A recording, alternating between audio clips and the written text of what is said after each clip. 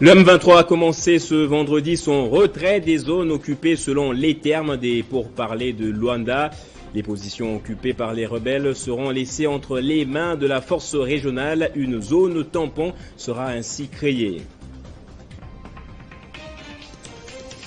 Et plus que quelques heures pour le début officiel de l'opération d'enrôlement des électeurs, les équipes de la CENI étaient sur le terrain ce vendredi pour renforcer la sensibilisation. Les zones de conflit comme Kwamouth ne seront momentanément pas concernées par cette opération. Et inhumation ce vendredi de la star congolaise, la reine du Mutwashi Tchalamwana à la nécropole entre terre et ciel. Les funérailles débutées le lundi se sont clôturées ce vendredi au Palais du Peuple en présence de plusieurs personnalités dont Marie-Olive Lembe Kabila.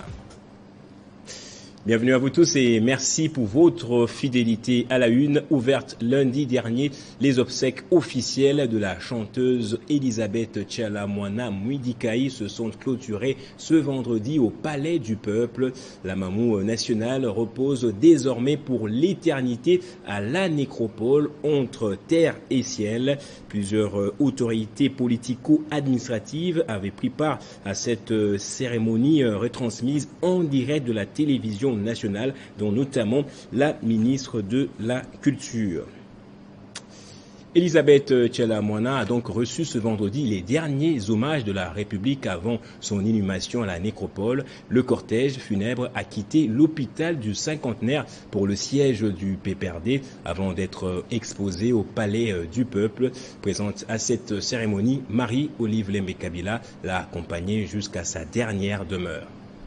Déjà, dans la matinée à l'hôpital du Cinquantenaire, le décor est planté pour la levée de la dépouille mortelle de Tchalamwana. La famille biologique, artistique et politique de la reine du Mutwashi sont présentes pour démarrer les obsèques. Marie-Olive Lembe Kabila, épouse du sénateur à vie Joseph Kabila Kabange et présidente de la SBL Initiative Plus, s'est fait accompagner de la famille biologique de l'artiste.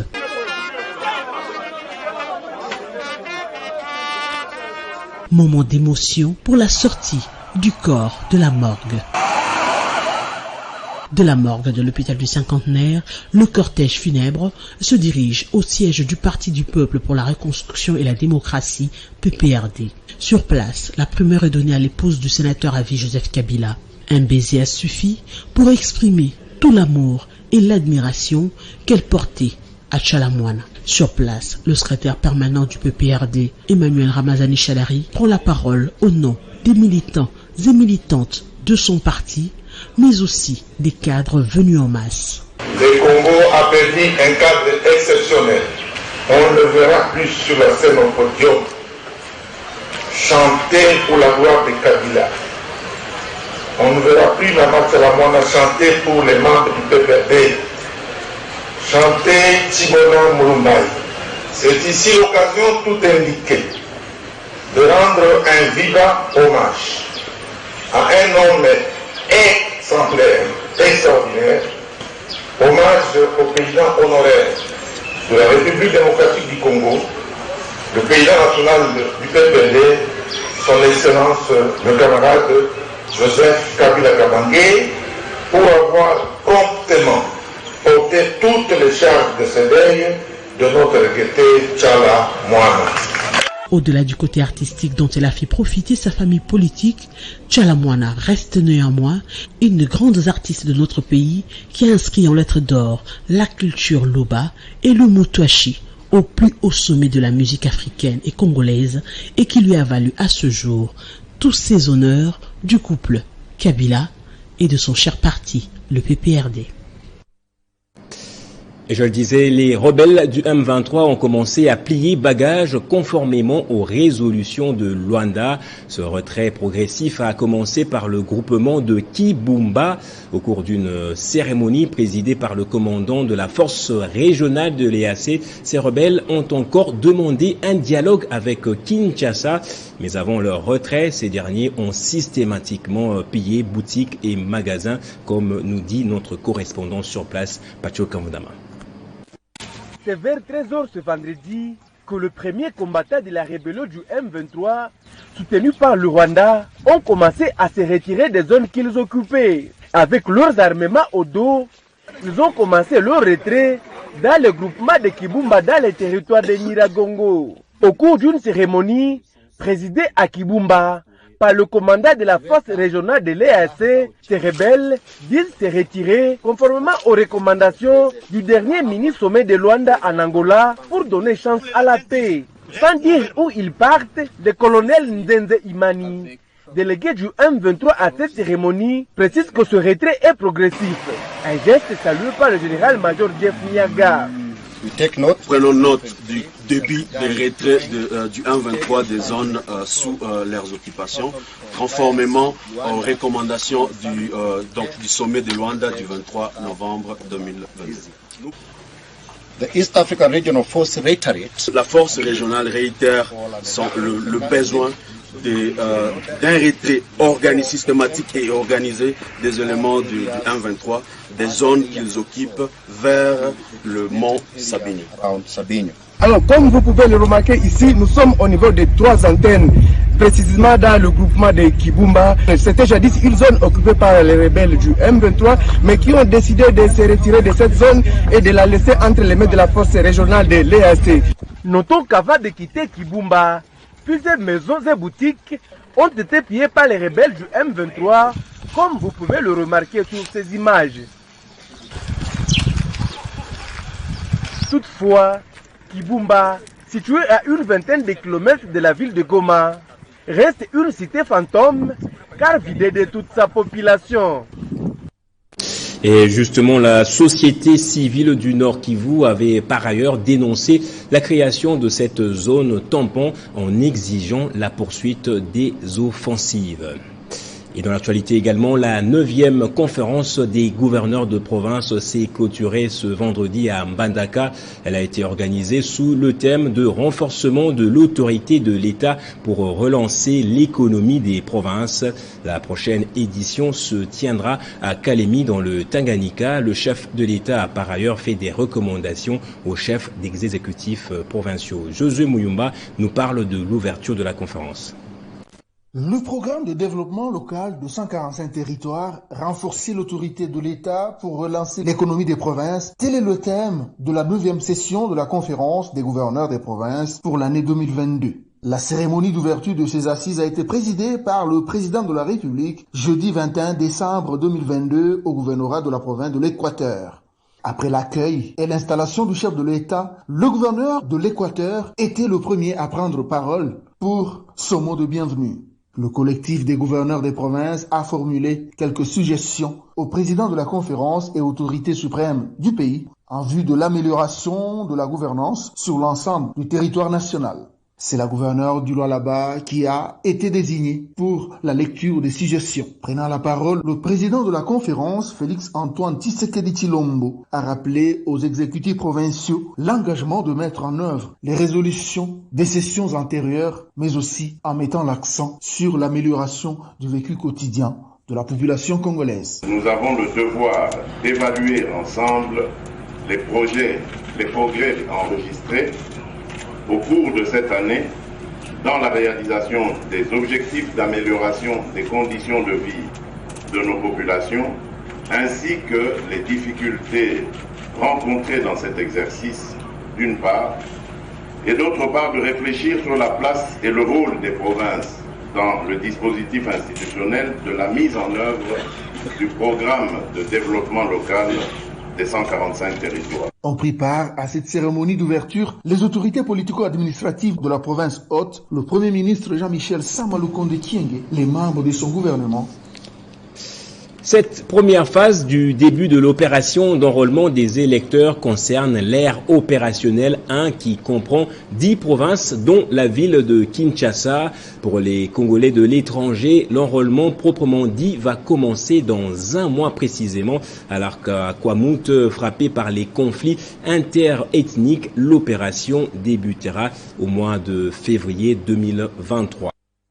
À quelques heures du lancement de l'opération d'enrôlement des électeurs, la mobilisation ne faillit pas du côté de la CENI. J'invite les Quinoises et Quinois d'aller déjà dès samedi le 24 se faire enrôler dans le centre d'inscription le plus proche de chez eux. J'insiste aussi, arrêtez cette histoire de Nzombo le soir. Nous avons 30 jours, c'est beaucoup pour que chacun puisse avoir le temps d'aller se faire enrôler allègrement. Surtout qu'on nous a donné encore la possibilité de commencer notre enregistrement chez nous à la maison avec le système de pré-enregistrement. Vous avez seulement le QR code là, c'est tout simplement ça que l'OPES aura besoin. Et du côté des confessions religieuses, une mission d'observation a été déployée afin d'apprécier les processus. Il faut avouer plutôt que les processus se passent dans un contexte difficile. Vous voyez déjà à quel moment la CENI elle-même nous a publié le calendrier.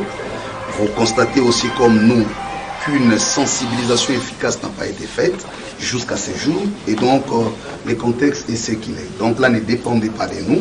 On ne pouvait pas commencer ce travail sans avoir l'idée de la cartographie, sans avoir l'idée du calendrier électoral. Donc nous sommes en train de rattraper les retards. C'est comme ça que nous avons conscientisé nos observateurs pour dire les efforts seront triplés. Et signalons que c'est demain samedi que la CENI va lancer l'opération proprement dite d'enrôlement et d'identification des électeurs dans l'ère opérationnelle 1.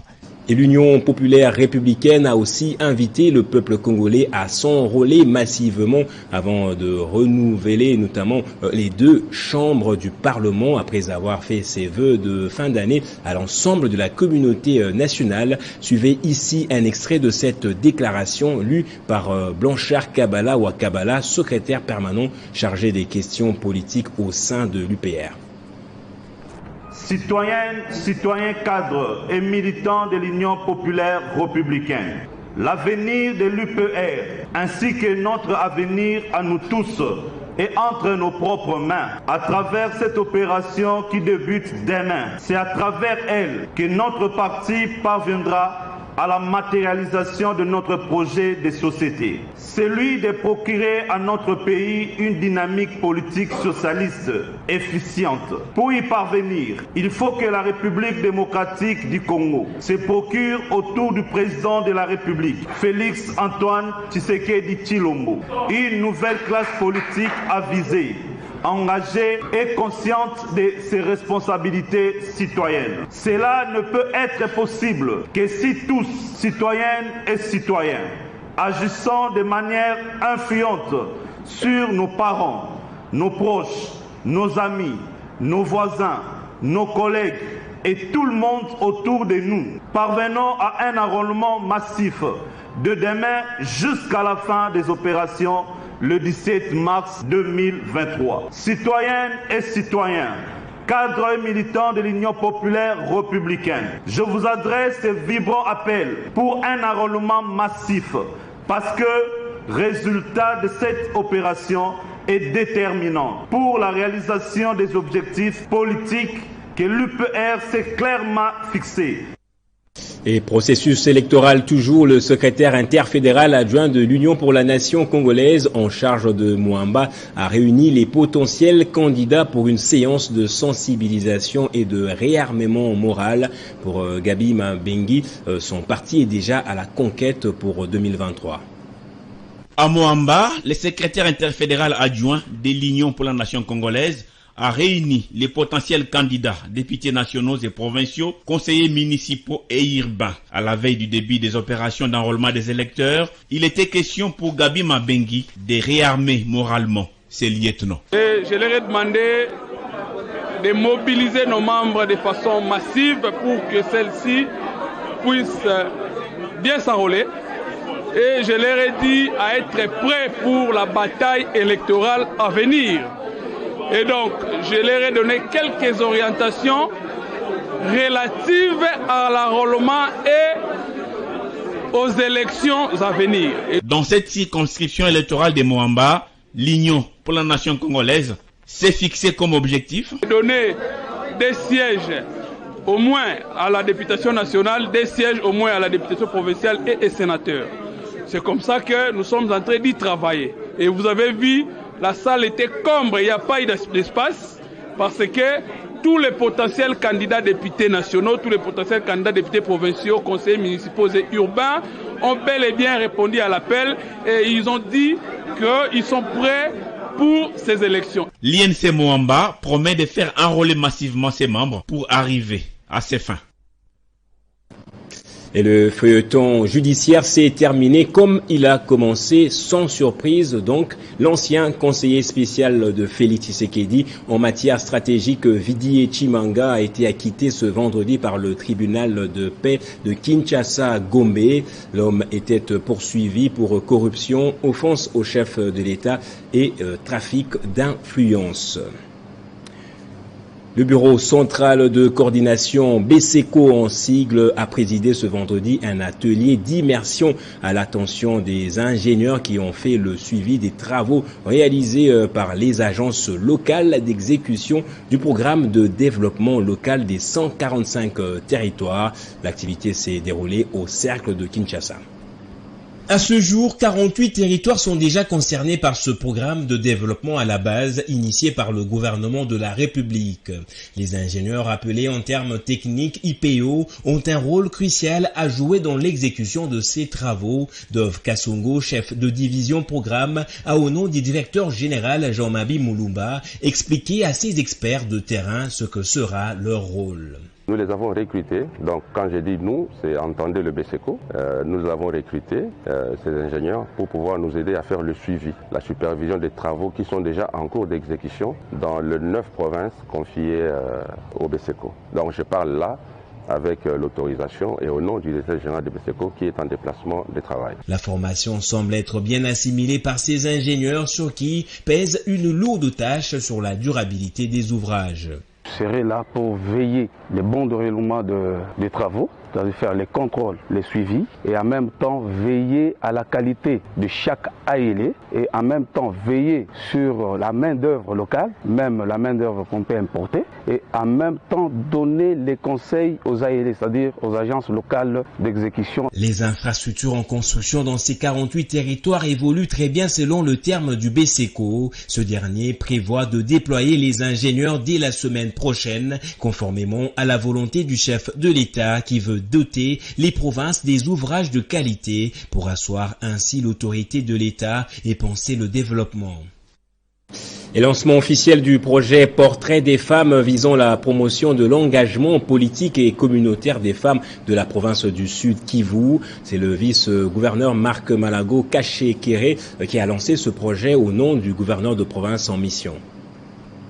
C'est le vice-gouverneur du Sud Kivu, Marc Malago Kashekere, qui a procédé au lancement officiel des activités Portrait des femmes, un projet de l'organisation Le Peuple qui vise à promouvoir l'engagement civique, politique et communautaire des femmes de la province du Sud Kivu, puis couronner leurs efforts à travers la réalisation des portraits écrits et audiovisuels de ces femmes d'exception, ainsi que leur capacitation en technique de communication adaptée à leurs milieux respectifs. C'est un projet qui vient répondre aux attentes de nombreuses femmes de cette province et pour le vice-gouverneur, c'est encore possible d'écrire l'histoire du pays à travers ces femmes. Je suis convaincu que ce projet mis en œuvre par l'organisation Le Peuple, avec l'appui de notre partenaire de longue date, la direction de la coopération suisse, fera découvrir au monde entier les actions portées par les femmes du Sud Kivu. Ce projet financé par la coopération suisse, à travers son partenaire de mise en œuvre, Le Peuple, tombe à point nommé au regard de ses objectifs et concerne également des femmes paysannes dont leurs activités ont un impact considérable dans leurs milieux respectifs. Depuis 2001, plusieurs femmes se sont illustrées dans des organisations non gouvernementales et associations sans but lucratif en faisant plusieurs combats visant à défendre et promouvoir les droits des femmes dans leur globalité. Pour cette première phase, 250 femmes sont ciblées par le projet, dont 48 verront leur histoire portée à l'attention du monde entier. Et l'organisation SOS Sida a déjà accueilli au moins 118 personnes issues des zones rurales isolées dans son centre d'hébergement pour leur permettre d'accéder au traitement antirétroviral dans la ville de Bukavu. Ce chiffre a été livré par le coordonnateur de SOS Sida lors de la célébration de 20 ans d'engagement et de solidarité avec les personnes fragiles. Se souvenir, célébrer et se remobiliser, voilà les thèmes choisis par l'association SOS au SIDA pour la célébration de ses 20 ans d'engagement et de solidarité avec les personnes fragiles.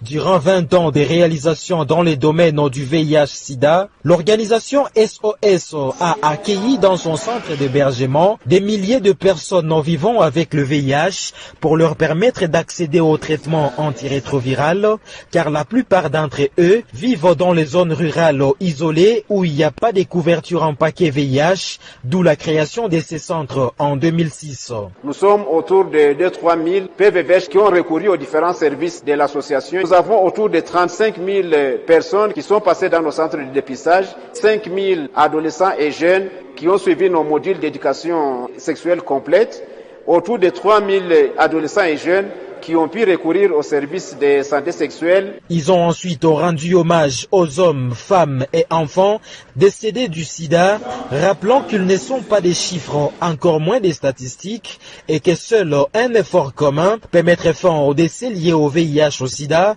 d'où la nécessité de soutenir SOS au sida.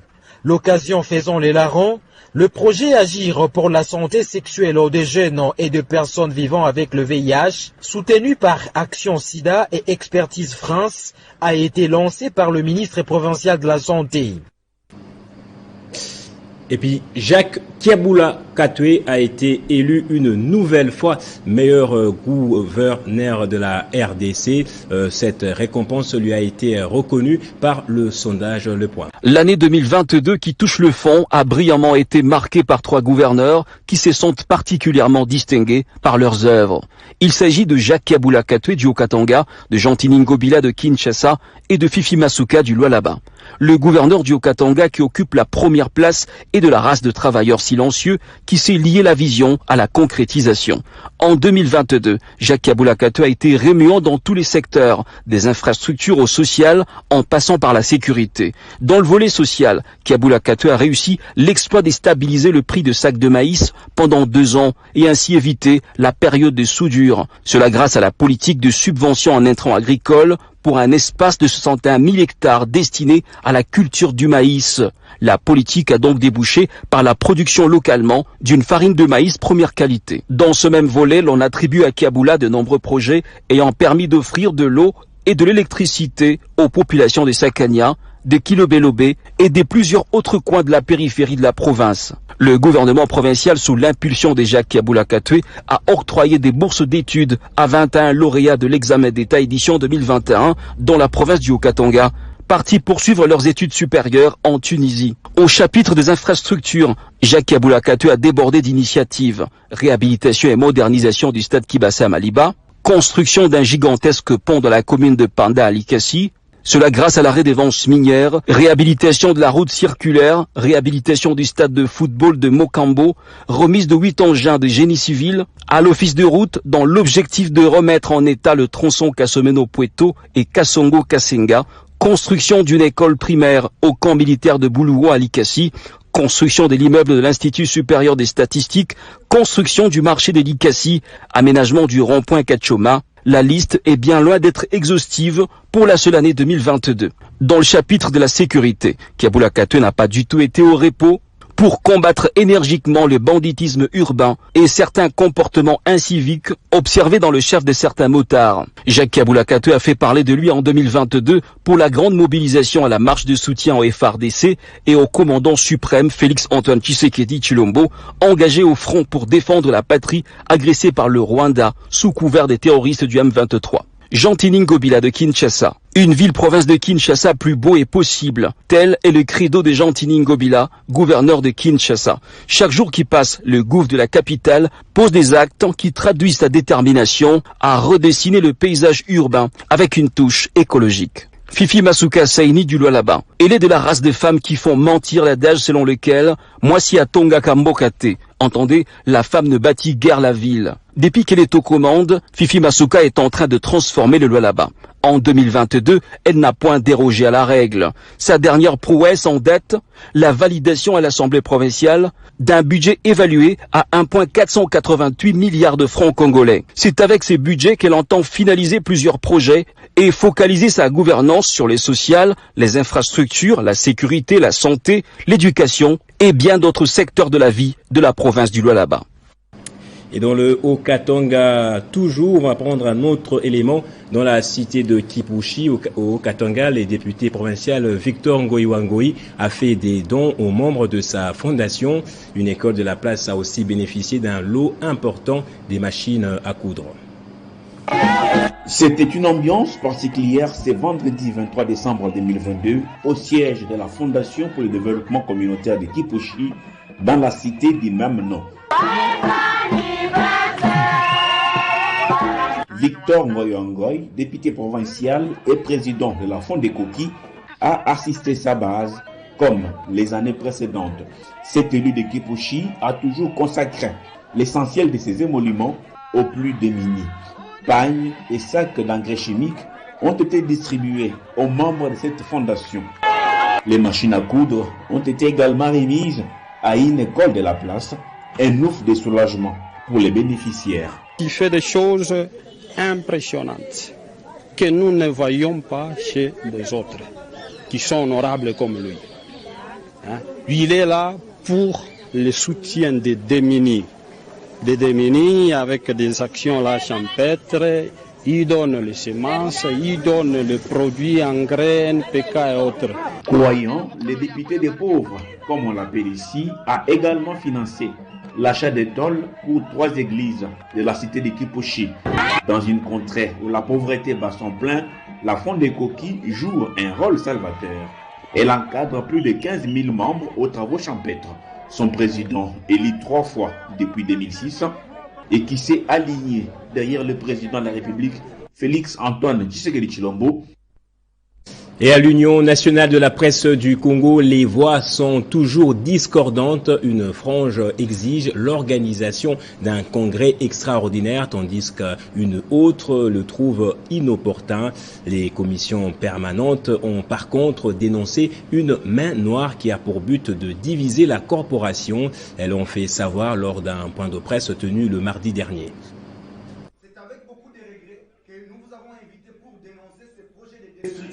De notre INPC, nous avons été surpris par une rencontre composée d'un nombre de personnes et présidée en violation des dispositions statutaires de l'INPC. Il y a des jours, nous avons reçu du président Gabi Ouba une invitation pour répondre à une rencontre dite stratégique du comité directeur élargi, au menu la tenue du congrès.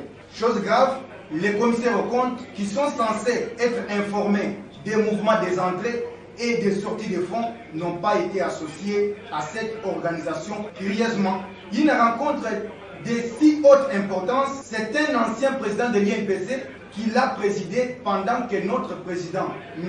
Gabi Kouba, était assis comme un élève sur le banc en train de prendre la matière. Ils se réunissent à Kinshasa sans le respect des notions protocolaires. Même si on n'aime pas la tête du sectionnaire de Kinshasa, on devrait quand même l'inviter en tant que les responsables de la ville de Kinshasa. Alors que vous savez que le congrès et l'INPC avant, mais son organisation est discutée avec les personnes qui n'ont pas qualité et dont les îles sont en incompatibilité parce que déjà membres du CESAC et les autres suspendus par la commission des disciplines. Les griefs retenus à leur charge sont essentiellement la violation des tests et règlements de l'INPC. Et on va terminer ici. L'association Développement Rural au Congo a organisé la première édition de la course des tracteurs. La cérémonie s'est déroulée dans la province de Mongala. La première édition de la course des tracteurs organisée par l'association Développement Rural au Congo, 2RC, à Binga, dans la province de la Mongala, a connu un franc succès. Occasion pour Cédric Tounaï, directeur général des structures, de circonscrire l'événement. Aujourd'hui, c'est la finale. Ça veut dire que chaque premier homme, chauffeur homme, et chaque première chauffeur femme sont ici pour faire la finale.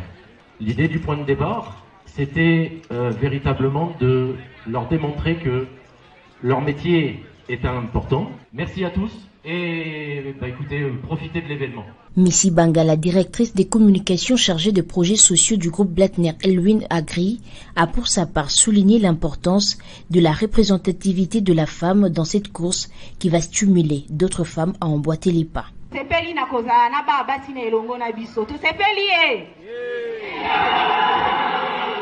Merci beaucoup, Tonaroti Kabino alors, Poto Banda, Le go de cette finale a été donné par les chefs des secteurs de Ngombe Mbombangi, Adolphe Takabe Boyo. Je déclare ouverte la cérémonie de la course des tracteurs. Je vous remercie. Allez, c'est parti. Au total, 3 femmes et 3 hommes ont remporté cette première édition.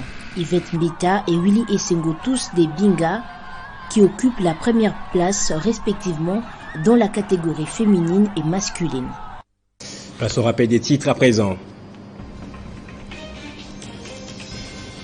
Le M23 a commencé ce vendredi son retrait des zones occupées selon les termes des pourparlers de Luanda.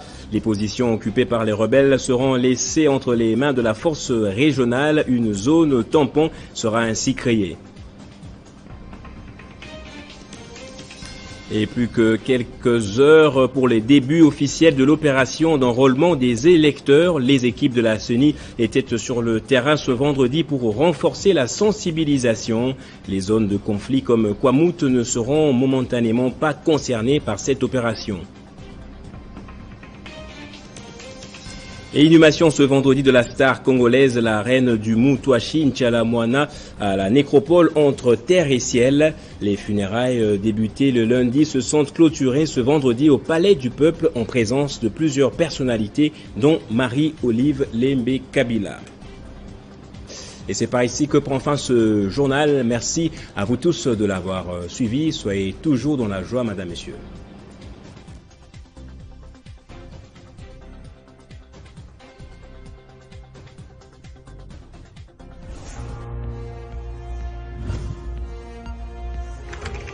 L'actualité reste incontinue.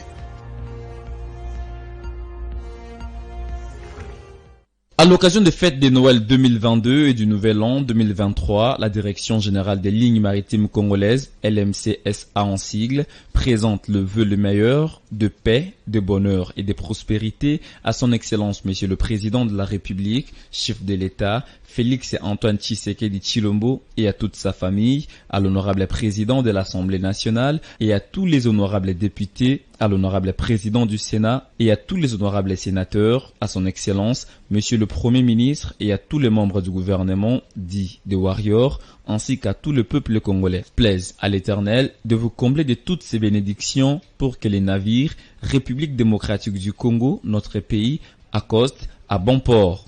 Profitons ainsi de l'occasion pour vous exprimer notre indéfectible attachement à votre auguste personne et notre soutien à l'endroit des forces armées de la République démocratique du Congo, FARDC, dans la guerre d'agression nous imposée par le M23, soutenu par le Rwanda. Fait à Kinshasa le 21 décembre 2022 pour les lignes maritimes congolaises, Jean-Claude Mukendi Mbiamwenza, directeur général.